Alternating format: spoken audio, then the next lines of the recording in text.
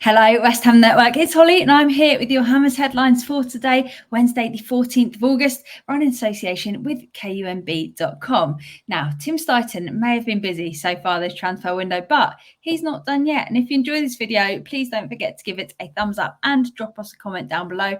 But for now, let's run you through three of the biggest stories from the last 24 hours.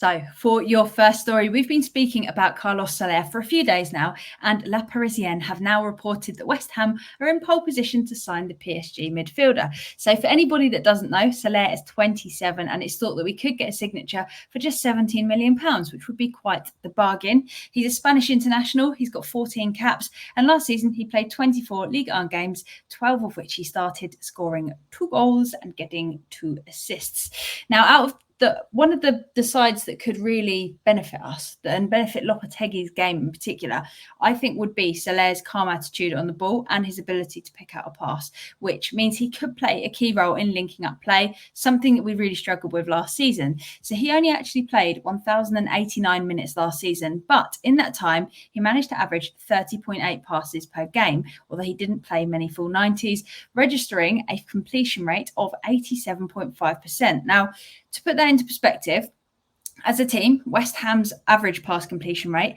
was 77%. So 77 versus 87.5, much better from him. So he could help us to bring up that pass completion, another area of our game that we have really been struggling with. And although they got more game time on average, Souček managed 25 passes per game. Ward-Prowse got 39, Alvarez got 38, and Paqueta got 45. So yeah, like I said, he got 30.8. So with far less game time than all of those players, his passes per game actually look pretty interesting as well. So the question that I've got for you is, would you like to see Soler as West Ham's next signing? Can you believe we're still talking about more signings? Madness. Comment down below and let us know what you think. Now, up second, we've been speaking a lot recently about Manchester United's ridiculous wages and the problems that it causes when you're trying to buy players from them. We've seen it with Wan-Bissaka, and it held things up a lot. We've seen it when we tried to get McTominay and Maguire before. But it actually looks as though we could have a similar situation, ironically, at West Ham now. So while I don't necessarily trust their reporting, TalkSport have come out and said that West Ham would be willing to let Danny Ings go if we're interested in it, that he could go on a free somewhere.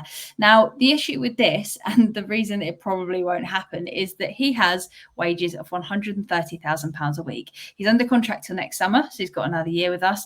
But unless the club that he goes to is willing to match those big wages, it's unlikely that he's going to choose to go somewhere and earn less, as anybody would want to stay where they're getting more money, especially if he's just having to sit on the bench and he's not necessarily desperate to play. So we've had the addition of Fulkrug, so it's clear that we've got more than enough options up front.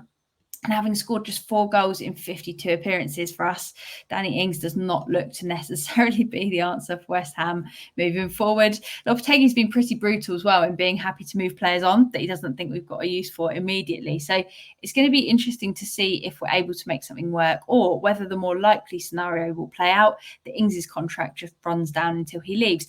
However, I do wonder whether we could somehow subsidise his wages a little bit to make it affordable for another club to get him, as well as reducing spend on our side. Because if Lopetegui knows that he's got absolutely zero plans to use him, and that there's 3 options, maybe 4 ahead of him, then surely it would be better to just cut wages if we're literally not going to give him any game time. But time will tell. Let us know what you think we should do down in that comment section. Don't forget to give this video a like while we're at it.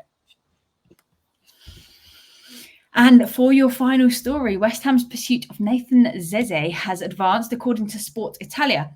Now, they've reported that we've put in an offer of €20 million, which is just over £17 million for the Nantes and France under-18s international. Now, Nantes are said to be holding out for £25 million. So that's another 8 million on top of what we've offered so far.